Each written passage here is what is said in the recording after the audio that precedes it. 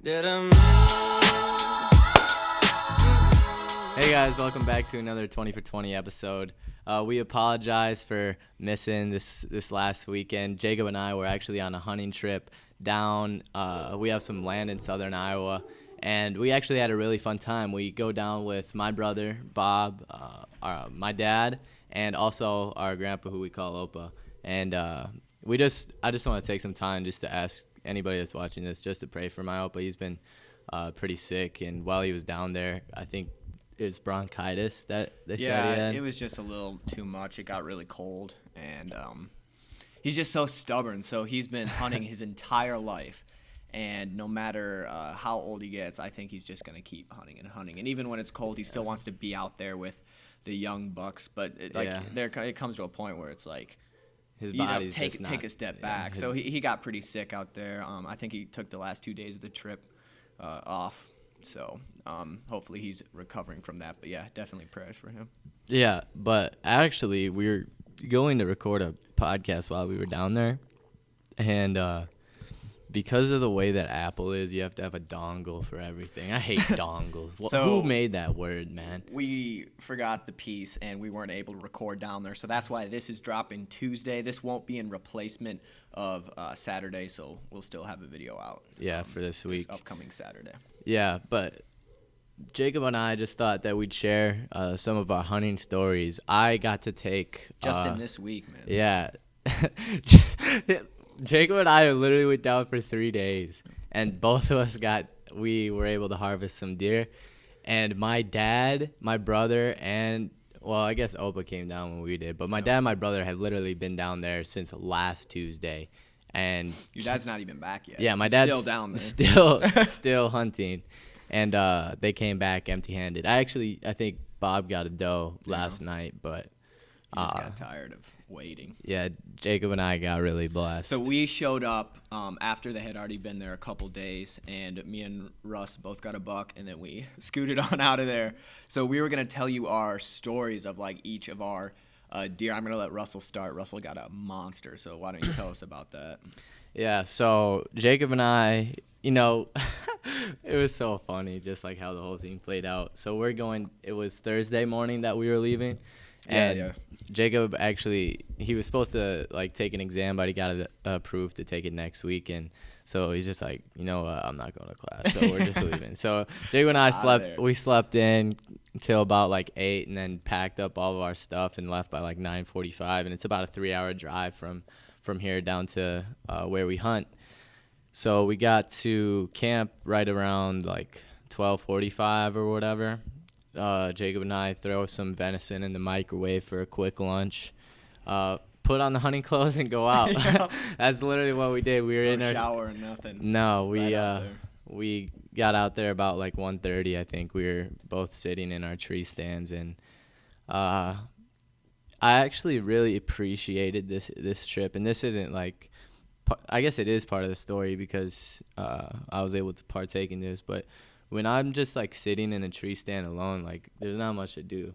And we were actually watching just like this funny video of like the stages of a deer hunter or whatever. And it's just like, thinks everything's a deer. You hear a squirrel and you think, or a leaf drop. Yeah. So with bow season, it's a lot of just sitting in a tree. That's mostly it. And a deer will walk by. Maybe if you're lucky, like Russell had at night, he'll tell you about where he saw a ton of deer walk by. But that's not the norm. Usually you're sitting there all day or several hour periods, and maybe a deer walks by. That's just how it goes. So there's a lot of time to think. Right. And your mind either goes to scripture, to prayer, or to just some weird stuff, like daydreaming, as you could imagine. So Jacob's mind definitely went I'm more of a daydreamer. I try to sometimes like concentrate myself, like recite some scripture, and I just always start thinking about, I don't know, man, like cars underwater. And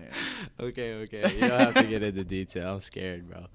But anyways, like I really appreciated this time that I got just to spend alone. And I really was able to focus on spending it just in communication with the Lord, just in prayer. And I probably prayed for like 45 minutes while I was in my tree stand that first night, just about anything and everything. For you, Tyrell, a couple other of my buddies up at Emmaus, Brandon and Austin, my girlfriend, of course, Africa, and this is the first time I've ever done this, but I prayed for my future children, and that's something that I think I want to start doing more. But anyways, I did that for the first 45 minutes of the hunt, and then at the end of my prayer I was just joking around. I was like, God, and selfishly I pray that a big buck walks by, and then I just said amen, and I just sat there, and it was pretty quiet. I mean, I didn't expect to see anything at 2:00 in the afternoon, because usually the deer don't come out till almost close the sun goes down. So it's about 2:30, and I don't know if you texted me or Bob was texting me, but Bob and my dad had been sitting in a tree stand since that morning at 6 a.m. And so they were texting us about what they were seeing, the action that they were seeing during the day. And I just right in front of me, I didn't get a good look at the deer, but I saw a deer probably, I don't know, 100 yards away maybe by this pond. And so I texted them that. I texted Jacob and Bob that I'd seen a deer, and Jacob was just I haven't seen anything. And then next thing I know, I look up and there's a doe, literally right in my face. There's a doe, walks out, and right behind the doe, probably 5 yards, is just this giant buck. And I was in shock. I was like, this isn't this can't be real. I've never seen a deer that big in my life. And it's the middle of the day. You never expect to see anything in the middle of the day, but actually this time in November is the rut, and so this is when it's basically a mating season for deer. And so these bucks, who usually you never see them during the day, they're only up at night. They come out during the day because they're trying to find a doe that's in heat that they can mate with.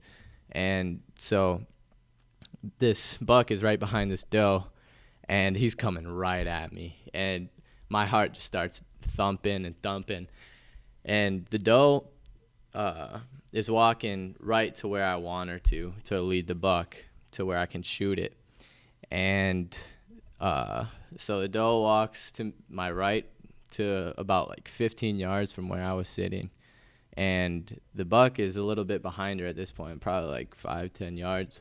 And he's behind some shaking in your boots watching this thing. Yeah, I'm just slowly breathing, just do do do do, super slow heartbeat. And he's behind some trees. And then instead of following this doe to where I thought he was gonna go right away, he turned around and stopped and just started looking back in the direction that they came from. And I was like, what is he doing? And then it clicked. It was oh, there's probably another deer coming. And what do you know, right where the big buck and his doe walked out of, there was a little fork buck, which is just a little 4-pointer. And so this big buck just all the hair starts standing up on his back. He swells up his neck to show that he's the dominant deer, and takes a few steps at this thing, and this little buck just takes off. And so as soon as that little buck took off, the big buck turns back around and starts to follow this doe again, which was to my right. And the doe had no idea I was there. But this buck gets to about 15 yards, and it's not a great shot. He's sort of turned towards me a little bit as he's about to follow where this doe went. And right before he gets behind this tree, he stops, and he makes direct eye contact with me, literally stares straight into my soul. And I'm trying to stay as still as I can as I have this stare down with this beast of an animal. And if there wasn't a doe involved in this scenario, that buck would have been long gone. But because that doe had kept moving, even though this buck had saw me and was doing one of these things to see what I was, he knew that I was there, but he didn't run away because his doe was walking away. So instead of running away, he just put his head back down and just started to follow the doe. But he was hurrying up a little bit because I think he was a little nervous about what I was, but not too concerned. Walks right where the doe did. I draw back, and I let an arrow fly. And the arrow went straight through him. And I thought I made a pretty good shot, and he ran off a little ways and just stopped. And I think he just bedded down and went out of sight for me. And so I texted my dad, Bob, and Jacob, like, I just smoked one, boys. And so it was just a long sit after that. I saw so many deer. Yeah. I saw about 20 deer, and Jacob didn't. He saw a raccoon, and I think he saw one deer before the sun went down. But we'll get into how you found it in a second. Yeah. I want to talk about. So night one, that night, I was sitting in the worst stand. Like, Russell had been there an hour. He texted us, I just smoked a hog. Like, this gigantic deer after just being there. And this stand, I was like sitting like this. It was awful. And I just saw nothing. I saw one doe, I think, at night. And then the next morning, also saw nothing. And you didn't even go out that morning because you were like, got my deer, sir. And then that night again, I think I saw a doe, maybe. I can't quite remember. But it was just, I was dry first day being there, the whole next day, and then we had Saturday. And I was really hoping that, something would come up because it had just been a long day. I didn't want to go home empty-handed. And I sat through the morning and didn't see a thing that whole morning. I think maybe I saw a doe. And then come that night, I went to the exact same stand you were sitting at when you shot your buck. You were elsewhere. Mm-hmm. And I'm sitting there, I think it was probably 2 or 3 hours into the sit. And then I hear, and I was super bummed out. I actually because it was a while, I was sitting there and didn't see a thing. So and it's our last hunt, too. This is the last time that Jacob and I were going to hunt down while we were there. Yeah, going home after that. So I kind of came, content. I was like, all right, I had a good time. We'll get him next year. Maybe I'll come back down later in the season. Because I just was not expecting to see a thing, and I was okay with it. And then I wasn't the past couple of days, but at that moment I was like, okay, whatever. And then I sat there for a while after that, and then I heard a grunt come from behind me, and along comes this doe coming, not full speed, but she was at a pretty heavy she was cruising run, and this buck was tailing her right behind her. And then they come up. And they split. There's a fork in the road, and the doe goes in front of me at about 20 yards, and then this buck that was chasing her comes alongside my right at 10 yards. So I'm like, all right, let's go. I pull back. Doesn't even look up at me. Doesn't see me. Don't spook him at all. I laser him. Super absolutely obliterated him with his arrow. Drilled him. He made it 10 yards, and I was just super pumped after that. And so it was a long sit waiting. But that wasn't the coolest part of my night. The craziest. So I had gotten my buck, and I was like, okay, good. Got what I came here to do. So I got down from my stand a little bit early just because I was anxious to pull this deer out of the woods and kind of go home. So I get down from my stand probably 10 minutes earlier than I should have. And I'm walking down this path back to the field. To the truck. Yeah. And as I'm walking, crunching, making a ruckus, I look forward at about 30 yards from me, this gigantic deer staring right at me as he was heading down the trail, walking straight towards me. And I stop, completely shocked. I duck down, duck down into a turtle position. I had my release off, which is what you shoot the arrow with. So I put that back on, knocked another arrow, and I'm just I'm freaking out because I saw it for a second, probably 2 seconds, and it just looked huge to me. And so I was ducking there, and I'm sure I spooked it. I'm sure it saw me. It's going to go the opposite way. And it doesn't. It just starts marching toward me slower. It was cautious because it knew it saw something in the distance, but it was kind of dark. So it just keeps coming at me slowly, and I'm like, oh my goodness, it's coming right at me. It's coming right at me. So it was at 30, now it's at 20. At about 20, I pull back, and I'm just holding it, and it keeps coming. It keeps coming. I'm like, oh, this thing's going to walk right into me because I'm hidden pretty well. And then it's about 10 yards, which is not far at all. 10 yards is a lot closer than you would think. So I'm pulled back. This thing's looking straight in my direction because it knows where I was. It just couldn't see me. I pop up, shoot, completely miss because I'm freaking out, and this buck takes off, stops, looks back at me. I think it yells at me, it grunts at me, and then it's gone, out for the count. So that was, I don't know if that'll ever happen to me again, to be honest. That was insane. Missed a big one, but I was happy that I got the deer, got one deer at least.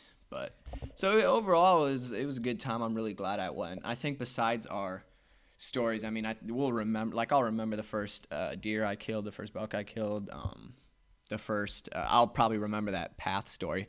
But I think the biggest thing I'm going to pull away from these hunting trips is just the time that we have with, like, the family. Yeah. You know? Most definitely. The solitude is great in the stand, but after a day of, like, pretty much silence, you come back and you just, like, have dinner with the guys that are there. And I don't know, there's something about that environment. Smoky Joe's, baby. Yeah, there's this restaurant we like to go to. But it's just that community time, especially with our grandpa. And it's just a good time, dude, being down there. And just because you get to know them differently because it's a hunting trip, you know. It's just more fun. It is really fun. Getting to spend that time with Opa. I don't know. What did you, like, cherish most out of this past weekend? Well, again, I didn't, like, talk about the recovery story of this deer, but I do really cherish that family time, like you said. But I just felt like I was really just walking in the spirit and, like, really understanding, like, what that meant differently while I was down there, because I'm away from everything, you know. I don't have great service, so I can't, like, be consumed by my phone. I'm just sitting in God's creation, and just really, like, when I just took a different sort of perspective, rather than just like, oh my goodness, I'm just suffering through the cold right now. I really just, like, bask in the greatness and the awesomeness of the God that we have. And just to, like, finish off the story that I was telling about my deer, we went to look for it the night that I shot it, and we didn't find a lot of blood, and we found a bed that the deer had bedded down in, and my dad and Bob were just like, that's not good. And so that was we only tracked it like 25 yards from where I shot it, and so we backed out and waited until the next day. And Jacob said, like, I didn't go out the next morning, and I did not sleep at all that night because, like, I was like, man, after like I had shot the deer, I was just like, Lord, please let this deer be dead. Please let this deer be dead. Please let this deer be dead. And then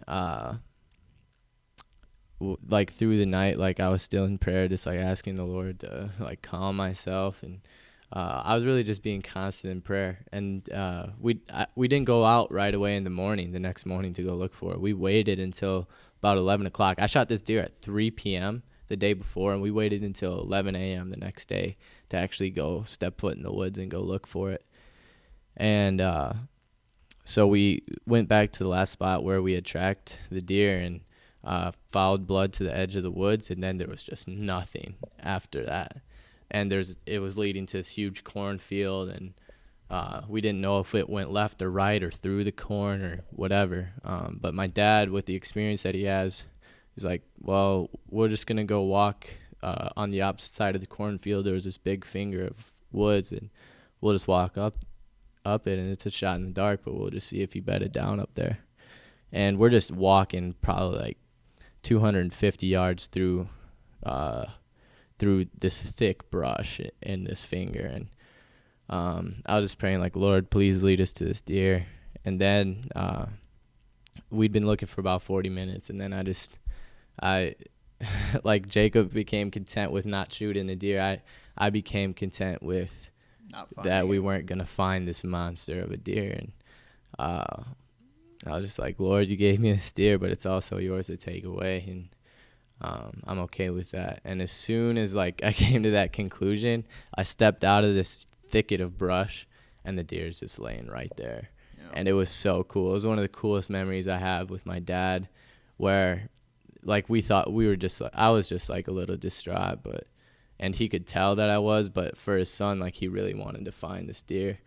And like as I almost stepped on the deer and I realized what it was that I almost stepped on, I just look over across, my dad's probably like 30 yards away from me, just searching through his finger, and I just yelled, "Dad," and he just sprints over to me, and we just shared a hug, and it was just really, really cool to have that experience. So that family aspect, again, just cherishing that, but also just that time with the Lord, I think it's so special, and it's so easy to get away from, like in our everyday lives. Like I could say that it's easier to do it when I'm away from these distractions, but I can't use that as an excuse, you know. Yeah. We should be striving to still be walking in step with the Spirit, and realize that this relationship that we have with the Lord isn't just something like, oh, I'm gonna like go on a phone call with him like